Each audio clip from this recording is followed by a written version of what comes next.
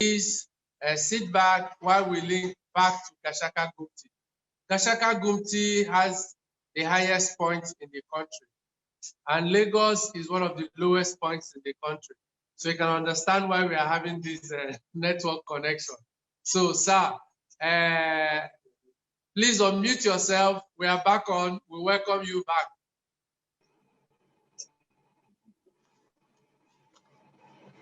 Go ahead, sir. So thank you very much for having me again. Sorry for the earlier interruption. Just to start over again, I want to first of all thank the Conservator General for making my participation in this conference possible. I also want to thank the Seven Wonders for ensuring that discussions on tourism is held at a time when Nigeria is looking for alternative sources of revenue. So I believe with this move, a lot of discussions will be held and we'll be able to discuss further on how to improve on our tourist destinations. Well, first of all, let me say that it is not by accident that Gashaka Gumti National Park is one of the 3 national parks that is in this conference today. This is because the park is the largest conservation enclave. It is the most diverse in terms of biological diversity, that is the fauna and flora, and it is the most scenic of all the parks in the country. In fact, it is the most diverse of all protected areas in Nigeria today.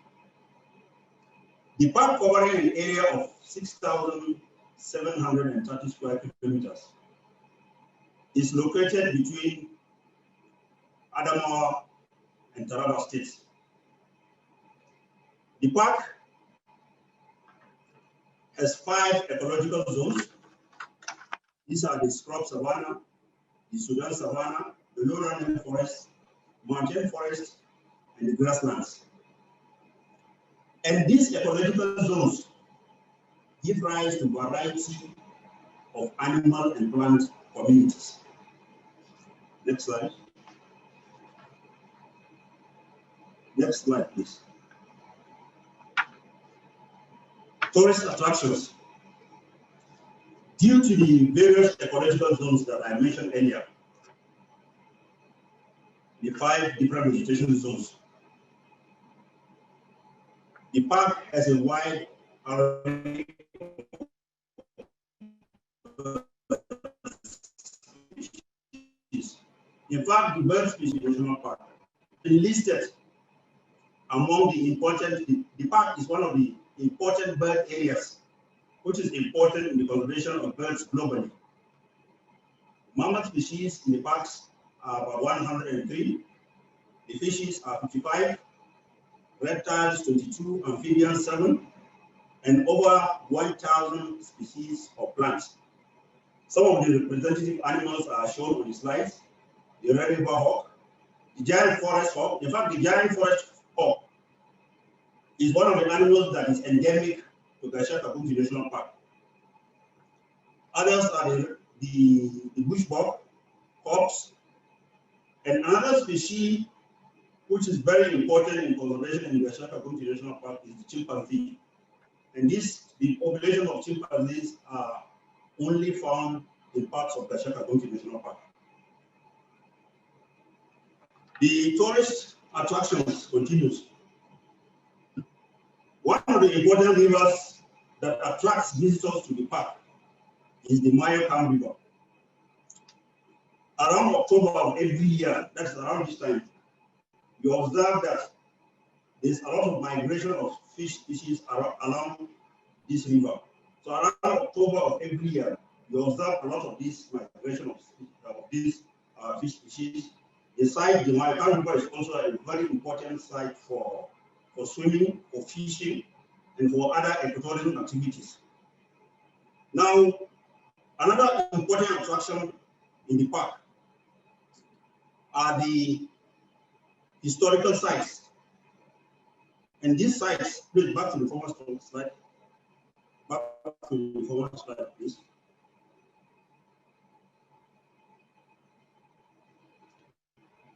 Yes, I was talking about the historical sites. Now, the park has what we call the German, the French, and the English forts. These forts were ruins of the pre-colonial era, where during the First and Second World War, there were walls that were created to protect ruins of these German and French and English forts are still found in Gashaka Gumti National Park. The slide below there shows you the remains of the German forts. Next slide, please. Next slide. The Gangirwal Mountains is another important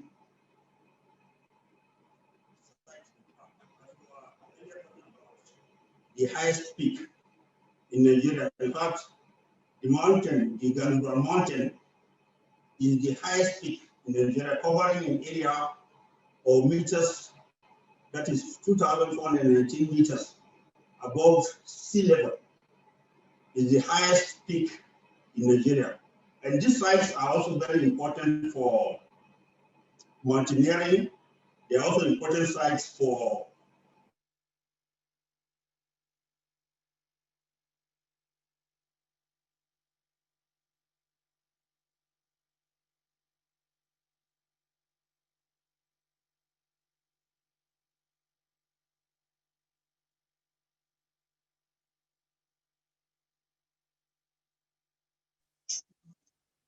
Okay, now we go to the highest point in Nigeria and the network starts having problems.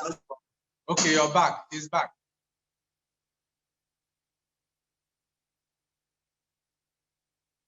Go ahead, sir.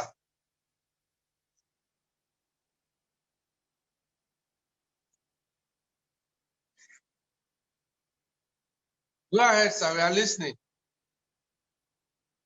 It's off. The network from Gashaka Gumti. Okay, unmute yourself, sir. We can hear you now. I know you are high up in the mountain. Sorry, it was interrupted by a call. Are you with me, please? Yeah, go ahead. Sorry. Okay, as I was saying, the Kwano Forest is a very important site for private watching, apart from other species of wildlife. Then the hot springs, these are sites of special conservation significance. These springs are believed to have some healing properties by the locals, though this thing has not been really substantiated, but the springs are believed to have some very important healing properties, which the locals believe that had some very important value. So the area is also an important site for habitat where the animals come in to drink during the dry season. The waterfalls, there are several waterfalls in the park. The most fascinating about all these waterfalls is that they are located throughout the park. Some are found in the southern sectors of the park, while others are found in the northern sector of the park. The one in Tongo is the most significant of all the waterfalls, and it's very important for tourists. Most tourists that come, especially to the northern sector of the park, visit the waterfalls in Tongo for recreation activities. The Museum of Natural History is another area where we keep the artifacts and some of these trophies that were found in the park or arrested from poachers. These artifacts are kept in the museum and are used for park interpretation and for other ecotourism activities. Next slide, please. Tourist facilities. Lodging facilities exist for visitors wishing to stay overnight. The hotel installed accommodation for us in the park is about 50. 20 of these chalets are found in the transit camp reception, while 20 chalets are at the Gashaka village camp, and 10 of these are found in the northern sector in Tongo. And these facilities are aimed at supporting hospitality, creation, and for revenue generation. Next slide. Next, please. Now, the tourist influx to the park from 2018 to 19. This table shows the number of tourists that visited the park from 2015 to 19. The largest number is from the students. Over 90% of the visitors to the park are students, while the other numbers are Nigerians and foreigners. The steady rise in the number of foreigners from 2017 to 19, if you look at the table, you'll see that from 2017 to 19, there's a steady rise in the number of students to the park.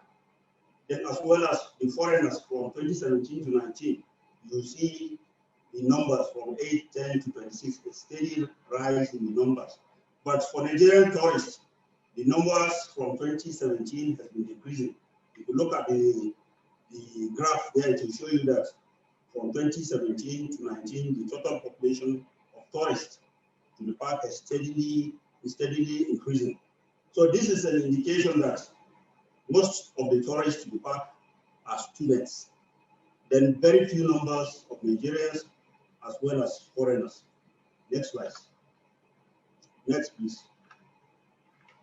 Now the earnings from ecotourism from 2015 to 19.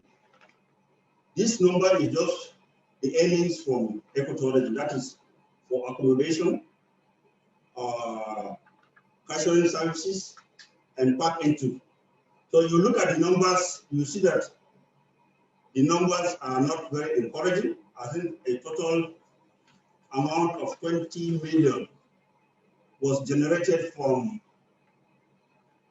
2015 to 19. And there's a steady increase in the number of the revenue that was realized in 2018. And this could be attributed to the commercial activities that were going on in 2018. So the revenue also is not very encouraging because the numbers from 2015 to 19 is just about 20 million. And this is basically from revenues from hotels, the accommodation, park entry, and then catering services. Next slide, please. Next, please. These are pictures of tourists in the park. Those you can see people ready to go for park day, and the picture above also shows some tourists in the park. Now the challenges.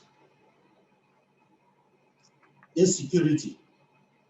Insecurity is one of the major concerns of the park. In the general security situation in the region is such that there's a lot of news or information about insecurity in the northeastern part of the country. And then if you look at the figures, or if you hear from the news that we get, it's mostly about terrorist activities in the northeast. However, the park is safe. The park ensures that all visitors to the park are well catered for. The necessary securities are given. Rangers are now to follow these guests whenever they are going for patrols, for park going. Another problem of insecurity in the area also is that of cross-border banditry or criminality. Now, considering the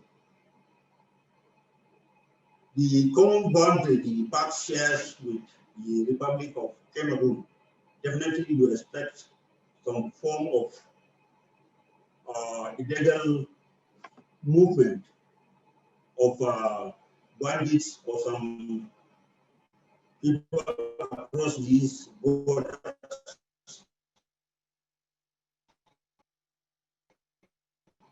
And this is not to say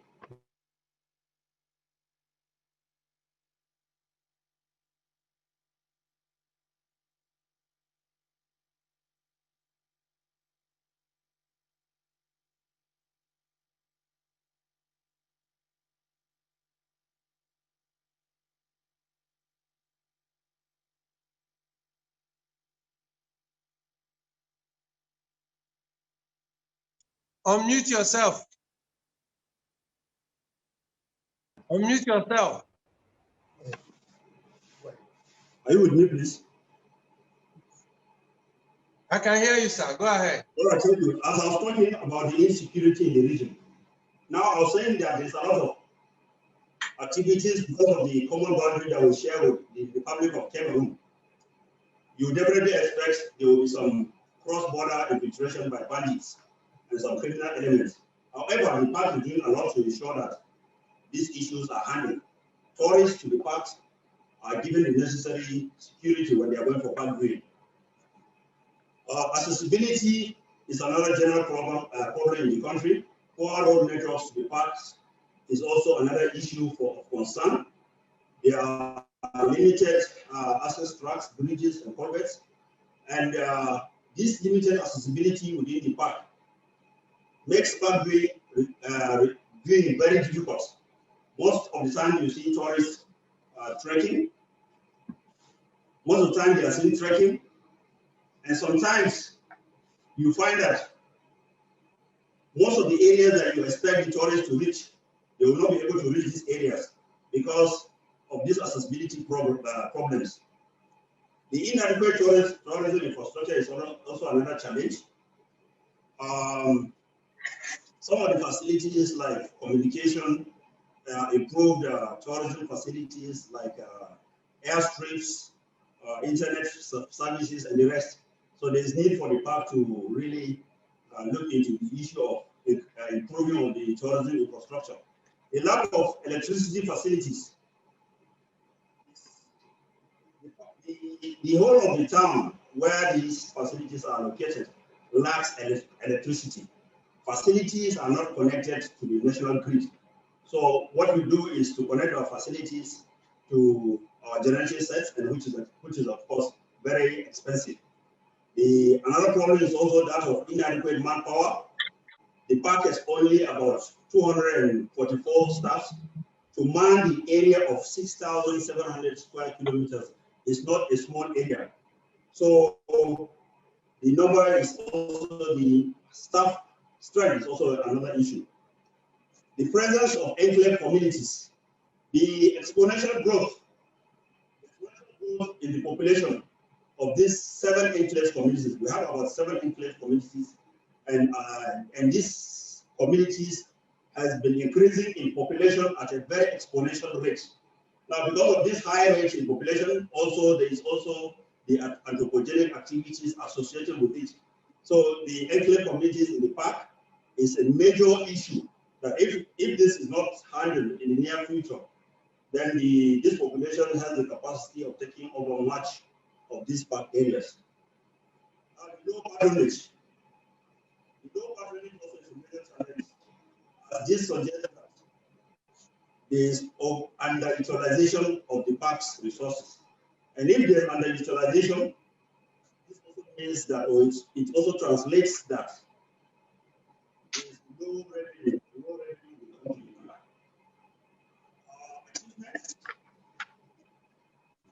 The park has been able to integrate, the Gashaka has been integrated into the security architecture of Taraba State.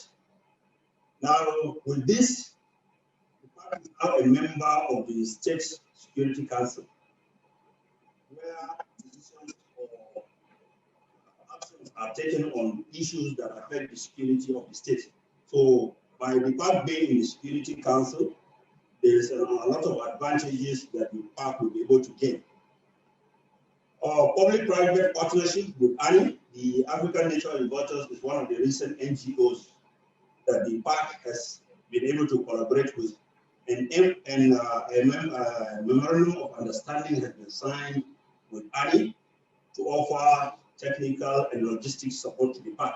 So the partnership is in progress, and so far, so good. We're making a lot of progress. Then the resuscitation of the local advisory committee, which is called the LAC, is another important area where stakeholders participate in the management of the park. So with this, with the engagement of the LAC, we have been able to improve the community park relationship, thereby ensuring that the conflict between the parks and the community is reduced to the barest minimum. Then we have been able to collaborate with sister agencies, especially with the police, the military, the civil defense, and even the local vigilante. We have been able to collaborate and form a strong synergy whereby we'll be able to work together to control most of these activities or illegal activities that has been happening in the park. Next slide. The way forward.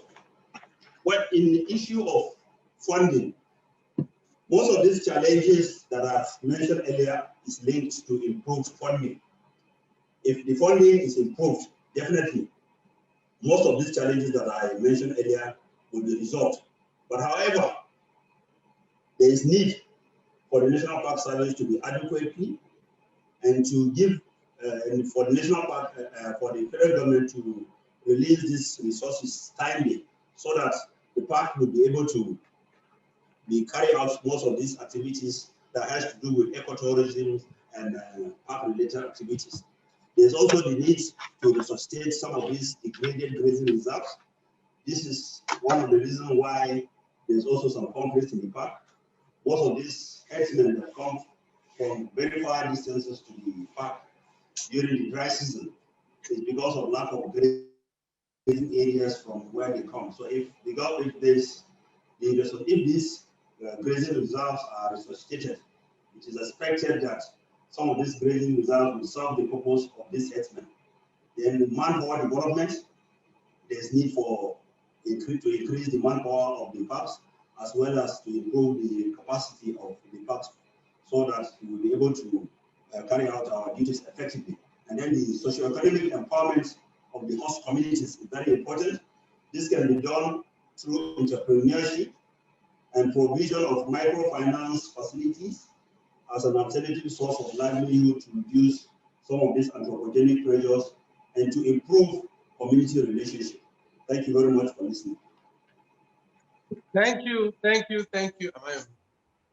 Thank you, sir, for wonderful presentation from Gashaka. Eventually, we connected to the mountain. That's very great. And some things you said, I would like to take you on, but I will want to note it so you remember. How many waterfalls are there in Gashaka? 7, 10, 14, 18. We need to know that. We are taking account of all the waterfalls in Nigeria, so we want to know how many that are there. And you talked about primates. How many type of primates do you have there? We want to know. And what is the solution for the enclave communities that are within your park? We need a solution to that, something that we can highlight. So if you are in Abuja, you have 2 or 3 national parks near you. If you are in Lagos, there's a national park near you. If you are in the southeast, there's a national park near you. If you're in the northwest, there's a national park near you. If you're in the northeast, there's a national park near you. So you cannot deny. And now we are hunting for waterfalls. There are waterfalls everywhere in the national parks. So please make it a point of duty to visit one of our national parks. We have dragged on, but please, if you have a question, can you type it now so they can answer quickly and we can sign off. We have stayed 2 hours. So I need us to complete today. And if you have questions, type your questions on that. And if you need access to the slides, info@naija7wonders.com. So they are going to write our website now, naija7wonders.com and Aquaba and ATQ News. So please follow us so you can know what is going on in this country. If you need to get any information on travel and tourism, the biggest travel news website in Africa is www.atqnews.com. It's the biggest in the continent, the first and the biggest travel news website. And if you want any information on tourism in Nigeria, Naija7 Wonders will have all the information that you need. So any other question? I say Yuba said we have answered this question. So okay, please, if you want to know about PPP, you could contact the National Park Services in Abuja on Airport Road. You could write to them and they will respond to you. My big friend Geminiwa Emmanuel is here, and good to see you, sir. I remember how we arranged the initial visit to Old Oyo National Park. So I like how the National Park has nurtured people over the time, and these guys know everything about tourism. We like to believe that people in government don't know tourism, but in the National Park, they really do, and you have seen evidence today.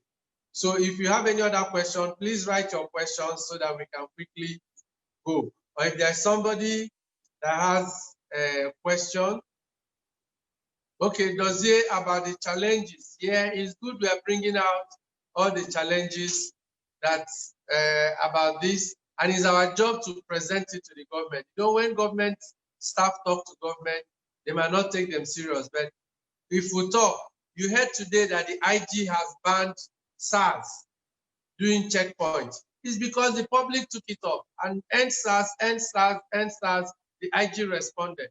So if we don't take up these challenges the national parks are having and present it in public place, nobody is going to listen to them. It is our own interest that we present these things. I'm taking the questions, yeah, that we present these things to them. Okay, National Park is still working on the reenactment document of the old Oyo archaeological site. And I think that site is also good for the World Heritage Site. Oyo is the biggest of all the Yoruba empires, and the National Park, Oyo, Old Oyo, is where everything happens. So, Geminiwa, Prince, thank you for that. You're a prince and you're a doctor. And I know you're a lovely person. Thank you. And if there is any other question, please go again. Okay, the revenue profile of Old Oyo National Park. I think it should be in the slide. We are going to share all the slides with the media. And in the next 20 minutes, we are going to share all the slides with the media. Then we'll share on our platforms and it will be on the website. So while we feast on what they have shared with us today, I want to sign off by showing you clips of some of the things that happened over the weekend. And you join us in 14 days' time. We will come back again. Naija 7 Wonder Zoom will be twice a month. It will not be every week because next week, Friday, we are having Wonders of Africa Zoom. We'll visit Africa this Friday, then the other week we'll visit Nigeria. So this Friday, we are having the Wonders of Africa Zoom. We are going to Equatorial Guinea, we are going to Mozambique, and we are going to Angola. We are going to the Portuguese-speaking parts of Africa. Then in 2 weeks' time, we will visit all the tourism schools in Nigeria. If you own a tourism training institution, an aviation school, people send me messages and ask me, where can we go to get training if I want to be a tour operator or a travel agent or something? So if you run a travel school, if you run a tourism school, please get across to us, because in 2 weeks' time, we are going to show a special spotlight on tourism training in Nigeria. So we have done national parks now. In 2 weeks' time, we are going to take on tourism training. We are going to showcase all the tourism schools. So people have been bombarding me with messages, inboxes, DMs. Please don't ask me alone now. Let us present to Nigerians the places you can get trained. So thank you for being part of us. Any more questions you can send to us forward to National Park. So till I see you again on Friday next week, 3 p.m. on Friday, we are going back to Friday. Why don't you sit back and have some fun on some of the things that had happened last week. World Tourism Day, Nigeria at 60. Thank you.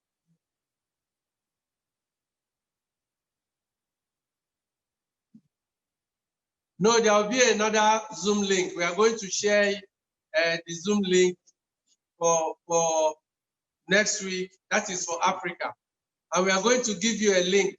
So follow us on any of the social media. You can like Naija 7 Wonders in Instagram, 7 Wonders on Facebook. You can follow me, my pages, and we can share those links for next week and the subsequent weeks. It will be every Friday for the next 4 months, just like we did from 1st of June. Every Friday, we'll have a Zoom conference, 3 p.m. with our people. So please follow us so you can know. Thank you.